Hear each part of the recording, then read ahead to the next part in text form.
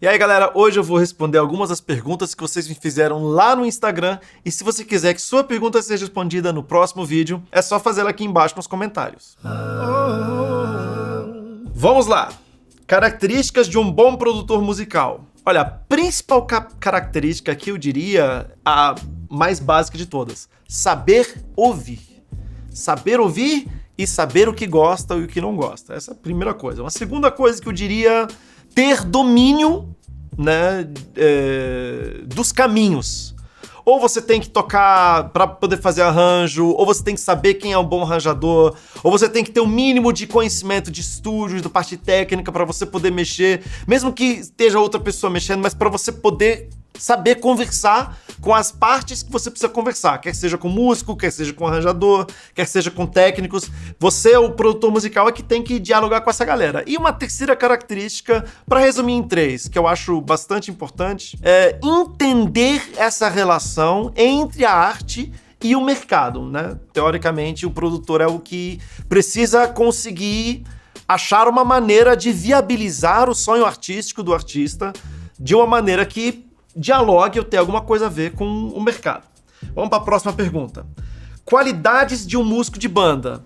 Olha, vai ficar parecendo que eu estou me repetindo, mas é também saber ouvir, né? Eu colocaria 2 coisas. Primeiro, ter personalidade.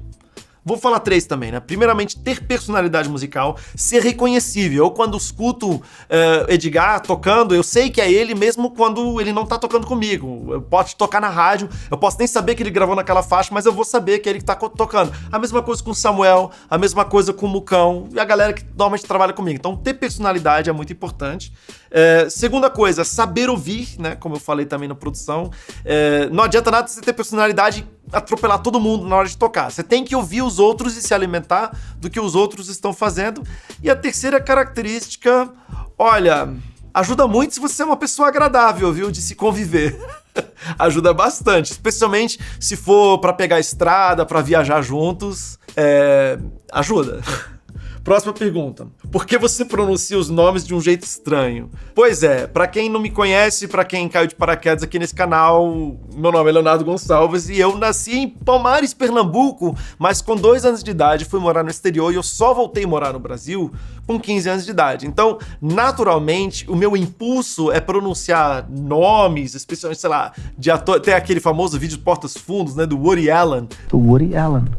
Quando eu vejo o nome Woody Allen, eu vou pensar em pronunciar do jeito gringo. Por quê? Porque eu cresci lá. Então, assim, existem palavras que são de um outro universo. Sei lá, Facebook. Eu não vou falar Facebook. Vou falar Facebook, Instagram, YouTube. Por quê? Porque são palavras muito comuns. São palavras inglesadas que são corriqueiras dentro do português. Mas essas palavras que são mais raras, eu meio que intuitivamente eu vou acabar pronunciando do jeito que se pronuncia no exterior, especialmente se é uma língua que eu tenho algum conhecimento. Próxima pergunta. Nunca recebeu um convite para cantar no Arautos do Rei? Essa pergunta é engraçada. Convite mesmo para cantar no Arautos do Rei eu nunca recebi. Até porque, eu não sei se você sabe sequer o que é Arautos do Rei. Arautos do Rei é o quarteto, né, de música cristã mais antigo do Brasil. Acabou de completar 60 anos. Em 2022 completou 60... 2022 ou 2023 que completa... Enfim, acabaram de gravar, né, o DVD deles de 60 anos de Arautos do Rei. Meu pai cantou no Arautos do Rei em 1979 e 80, o ano que eu nasci, né, e até 1 ano de idade. O teste para entrar no Arautos do Rei é gravado, e todos os testes que já foram feitos são gravados, tem um registro, eles, né, arquivam lá, etc, etc. Então, nunca fui convidado a cantar no Arautos do Rei, nunca nem fiz o teste, mas chegaram a me sondar bem na época que eu tava mixando o Poemas e Canções. Eu lembro que tava no estúdio, inclusive no estúdio da Novo Tempo, que foi onde a gente gravou e mixou a maior parte do Poemas e Canções, e eu recebi a ligação do então diretor Flávio Santos, de que o segundo turno na época, Tarsis, estava para sair e estavam querendo me sondar se eu não concordaria. No final, o Tarsis não saiu e eu, graças a Deus, não precisei decidir entre ter uma carreira solo ou entrar no Arautos do Rei. Eu já estava bem nos finalmente do álbum Poemas e Canções. Teria sido muito difícil dizer sim, mas também teria sido muito difícil dizer não. Próxima pergunta. Cantar afastando o microfone te ajuda nos agudos melismas? Na verdade, ajuda e atrapalha. Ajuda no seguinte sentido: eu afasto o microfone, porque realmente o meu volume de voz nos agudos ele é muito mais alto do que no grave. Eu não tenho o controle que, por exemplo, o Mauro Henrique tem de ir pro agudo, cantar com pressão, mas não cantar tão mais alto do que ele canta no médio ou no médio grave, né? Então começou assim. Mas, na verdade, é um migué que eu dou no ao vivo, porque, sei lá, vou cantar uma nota muito aguda e eu não sei 100% de certeza que eu vou acertar a nota. Então eu afasto um pouquinho. Se eu acertar a nota, eu aproximo o microfone e dou um migué legal. Mas eu sei, né, o quanto pior o som tiver pra mim, se eu não tô me ouvindo direito alguma coisa, eu fico tremendo o microfone, quanto mais, e tipo, é um vício horrível e atrapalha muito na comunicação. E eu sei que enche o saco de quem tá me assistindo, e eu tento diminuir, eu tento melhorar, mas, enfim, é um vício que eu tenho, preciso trabalhar isso em terapia. Próxima pergunta. Por que todos os seus agudos parecem ser de voz plena natural? Porque são.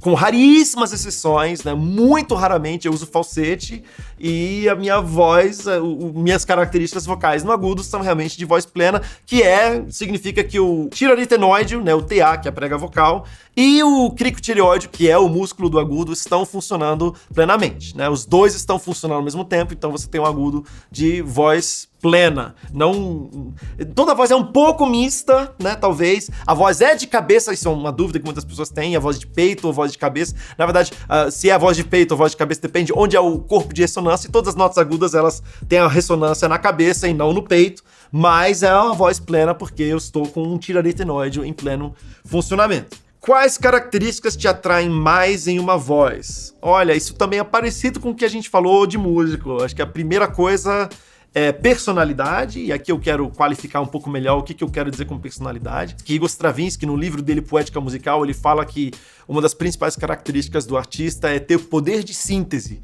né? Conseguir sintetizar tudo que está ao redor dele e colocar isso na arte dele. No caso, ele estava falando, sei lá, se você curte, sei lá, estilos musicais diferentes, samba, rock, sei lá, R&B, soul e tal, você cria uma mistura, você tem o poder de síntese de pegar todas essas suas influências e sintetizá-las de uma maneira a criar algo que seja só seu, que seja só novo. No caso da voz, é você realmente pegar as experiências da sua vida, o lugar onde você cresceu, o sotaque que você fala, a comida que você come, as pessoas com que você convive, tudo isso acaba influindo, né, no seu jeito de cantar, na sua voz e carrega o peso disso, né? Então isso é o que eu chamaria de personalidade. E a segunda coisa é uma coisa, né, não tão filosófica, é uma coisa que me atrai muito, que me chama muita atenção, é acabamento, né? Refinamento no acabamento, isso é uma coisa que é muito importante pra mim, que me chama bastante atenção. Próxima pergunta. Como fazer o agudo de Moriá? Foi a libertação! Então, quando você descobrir, me avisa, que eu nunca fiz ao vivo, e pra fazer no estúdio, acho que eu tentei umas 10 ou 20 vezes, depois que eu tinha gravado a música inteira. Então, assim, quem descobrir, por favor, nos comentários, me avisa, me ensina como fazer o agudo de Foi a Libertação, da música Moriá. Mais uma pergunta aqui, essa pergunta é legal, hein? Qual a importância de leitura musical e conhecimento teórico pra você? Eu não falei isso no produtor, não falei isso no músico e não falei isso na voz, mas tem a ver com todos eles. Uma das coisas também que eu valorizo muito, que eu acho muito legal e que eu acho que ajuda a dar profundidade para um músico, ou um cantor, ou artista, ou produtor, é consciência, né? Porque uma coisa é você fazer uma coisa incrível sem querer. É legal. Tem muita gente muito intuitiva que faz coisas maravilhosas. Mas quando você faz certas coisas... Quando você faz a mesma coisa conscientemente, pra mim, no meu gosto, eu acho é uma coisa mais legal. Então a teoria musical, o conhecimento teórico, leitura musical, entender de harmonia, campo harmônico, escalas, essas coisas, eu acho que tudo ajuda você, tipo, nossa, por que eu escolhi essa nota? Ah, porque eu gostei. Legal, mas quanto mais aprofundado você tiver em questões de teoria musical e tal, isso vai acabar refinando o tipo de coisa que você gosta. E eu valorizo muito essa coisa da consciência do que se faz, porque isso dá mais intencionalidade. Intencionalidade muitas vezes ajuda com o acabamento, então, enfim, eu acho que é uma coisa que pode ajudar muito. Assim, não adianta também ter pleno conhecimento, entender tudo de teoria musical e não, né, e fazer uma coisa completamente fria, desalmada. É possível também. Mas pra quem, né, gosta, pra quem ama, pra quem é apaixonado por música, eu acho que o conhecimento nunca atrapalha, só ajuda. Próxima pergunta. Como foi seu primeiro contato com a música?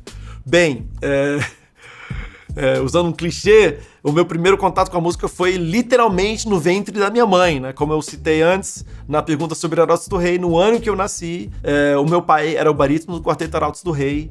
Então, assim, pelo parte de pai, a música faz parte, né, dos meus genes mesmo. Eu tenho vários cantores, muita gente com talento musical na família do meu pai, na família da minha mãe, o irmão da minha mãe, o pastor e maestro Williams Costa Júnior, que produziu discos como 100 Ovelhas do Osés de Paula, o Vento Livre, né, do Guilherme Kerr, da Igreja Batista Morumbi, os discos do Prisma, e foi também o produtor do meu primeiro disco, que já tem mais de 50 anos de experiência como compositor, como maestro e como produtor. Então, literalmente, eu nasci no lar musical, tanto por parte de pai como por parte de mãe, e faz parte. Agora, a minha musicalização infantil, né, se deu quando eu tinha 15 anos de idade, e até é engraçado falar isso porque soa, né, soa absurdo, mas a minha musicalização infantil, na época a gente morava na Alemanha e foi no monastério no norte da Alemanha que eu tive minha musicalização infantil. Muitos incontáveis privilégios, né, de estar envolvido com música desde sempre. Pretende fazer mais músicas políticas? Olha, sim e não, mas assim, eu queria primeiro clarificar que, pra mim, na minha opinião e dentro da visão de mundo, da minha visão de mundo, que inclusive não é de agora, mas é desde sempre, eu acho que tudo que a gente faz tem uma dimensão política e tudo que a gente faz tem uma dimensão religiosa / espiritual, né? Tipo, a comida que você come, o carro que você anda, a gasolina que você abastece, tudo que a gente faz tem a sua dimensão política e também tudo que a gente faz tem a sua dimensão espiritual, no sentido de, pelo menos pra mim, tudo que eu faço, tudo que acontece na minha vida de alguma forma tem a ver com o meu relacionamento com Deus, e o meu relacionamento com Deus é profundamente impactado pelo meu relacionamento com as outras pessoas, né? Até porque essa é a maneira com que eu entendo a religião bíblica. Então, assim, a princípio tem uma música que eu não vou dizer que é bem política, é mais social, mas, né, tudo, né, como eu acabei de dizer, tudo na nossa vida tem uma dimensão política. Última pergunta. Sei que você fez letras, cite um livro que te marcou. Um livro só não dá, né? Vamos primeiro categorizar. Literatura mundial. O Morro dos Ventos Uivantes. Foi o livro que mais me marcou. Literatura mais nerdola. Senhor dos Anéis. Todo mundo sabe que eu gosto de mais Senhor dos Anéis. Literatura brasileira, ou em língua portuguesa. Guimarães Rosa, O Grande Sertão Veredas. Literatura teórica sobre música, eu citei aqui a Poética Musical de Igor Stravinsky, mudou minha vida, né? E 2 livros religiosos, né, sem ser a Bíblia. A Bíblia, né, claro, não preciso nem dizer, a Bíblia é o livro mais importante da minha vida, desde que eu me conheço por gente, ou mesmo antes de me conhecer por gente. Mas assim, 2 livros religiosos que me marcaram muito, eu vou citar o Jesus Quer Salvar os Cristãos, de Rob Bell, e o outro autor eu esqueci, me marcou tanto que esqueci o nome do outro autor, é Goldman, eu acho. Gold. Alguma coisa Gold. E tem um livro que, infelizmente, não tem tradução para o português, chamado Die Schrift und ihre Verdeutung. É uma série de ensaios que Buber e Rosenzweig escreveram na década de 20 do século passado, né, ou seja, há 100 anos, enquanto eles estavam traduzindo a Bíblia hebraica para o alemão, né? Inclusive, esse livro é um livro importante, né, dentro do meu projeto de dissertação de mestrado, e é um livro também que me marcou muito. Na verdade, eu fui fazer mestrado porque esse livro me impactou muito e eu queria fazer alguma coisa com, né, as questões que esse livro levantou para mim. E é isso, gente. De perguntas, hoje temos essas que foram as mais legais. Teve mais um monte de pergunta ruim. Mas, enfim, mais uma vez, eu quero te dizer pra você, se você, né, tem alguma curiosidade, faça a pergunta aqui nos comentários, que quem sabe no próximo vídeo a gente não selecione a sua pergunta. Se você gostou desse conteúdo, no primeiro comentário afixado, você pode ver como que você pode apoiar para que tenha mais vídeos assim. E até o próximo.